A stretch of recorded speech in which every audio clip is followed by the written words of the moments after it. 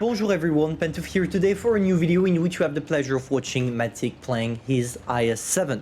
And in today's video I decided to talk about that tank because it's one of those few emblematic ones that nobody really cares about anymore. And there are several reasons for that. The first one is the IS-7 was one of the first heavy tank, if not the first, being introduced to World of Tank Blitz 5 or 6 years ago. I don't really remember how old that game is. And yeah, back in the days it was still quite a popular tank, basically because it was the only heavy, but also because people liked it. Nowadays, when we compare it to the old, let's say an old versus new tanks comparison, yeah, the IS-7 have been around for a very long time, which implies that people want to test out new things, and that's why Kranwagen or all those kind of tanks that are new and featuring new mechanisms are way more popular than the IS-7. But don't worry, the Kranwagen and all those heavy tanks will have the exact same fate as long as Wargaming will keep pushing new tanks into the game.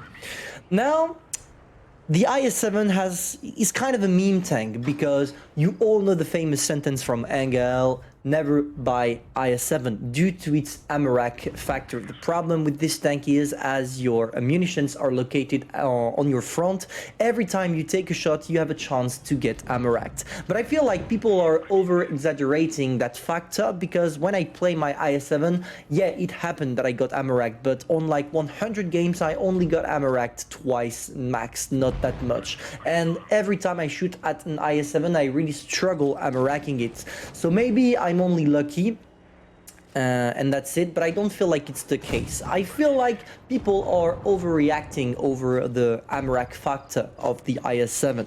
But if we put that aside, that tank is actually an amazing one because it's one of those few heavy tanks that is quite polyvalent. With this tank you feature an amazing alpha damage, 460, which is enough to scare possibly almost everything on the battlefield as long as you can take cover.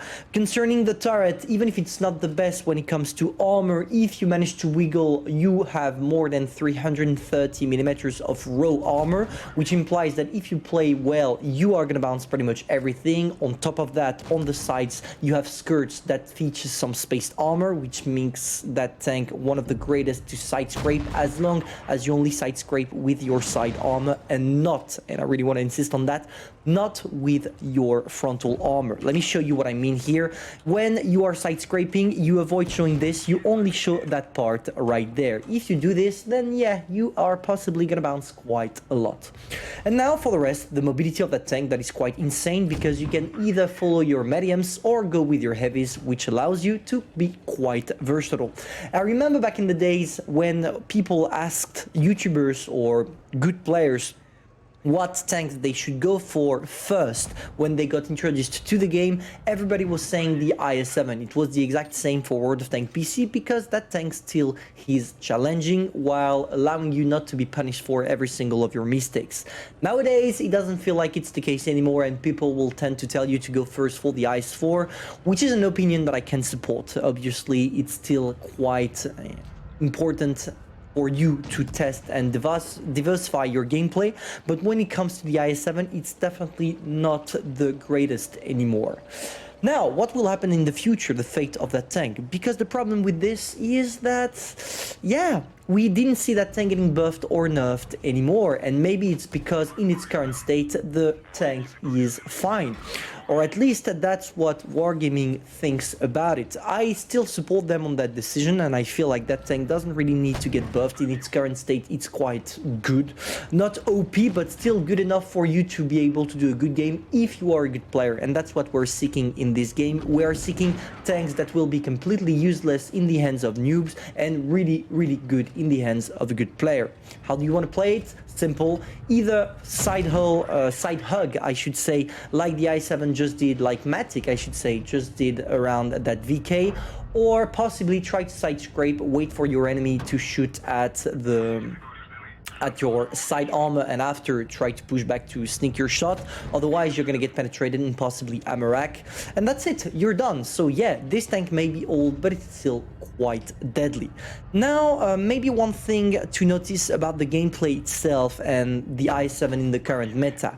The IS-7 in the current meta is gonna fight quite a lot of tanks that are featuring an amazing penetration. Here it's the case of the VK if he was shooting with the heat shell, but you're gonna see that the guy is not gonna shoot any heat shell, and that's how he's gonna die.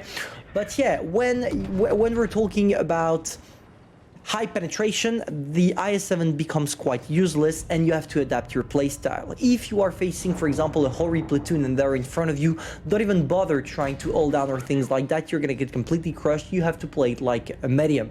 And this is why that tank is quite interesting, because you can come from playing like a heavy to playing like a medium, depending on what the enemies have in their team composition. Now, talking about the replay, as you can see, nothing really hard for our friend because the VK can't do anything. Even shooting with HE, it's not going to be enough to get through the IS-7. I know there is a little spot on top of the hull that allows you to penetrate using an HE, but here our friend did not manage to get it. 7.5k, 7.7k damage, I should say. What an amazing game, knowing that the IS-7 is definitely not the best tank in terms of DPM. I have nothing to say. He was one-man army and he totally deserved the win. So now I hope I answered to your question. Is the IS-7 still worth it? I think it is.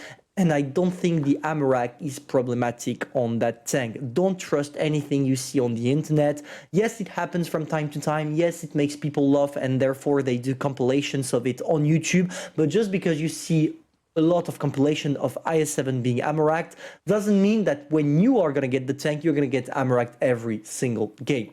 Hopefully you enjoyed, guys. If that's the case, feel free to subscribe, like, and share, and I'm going to see you soon for a new video. Bye.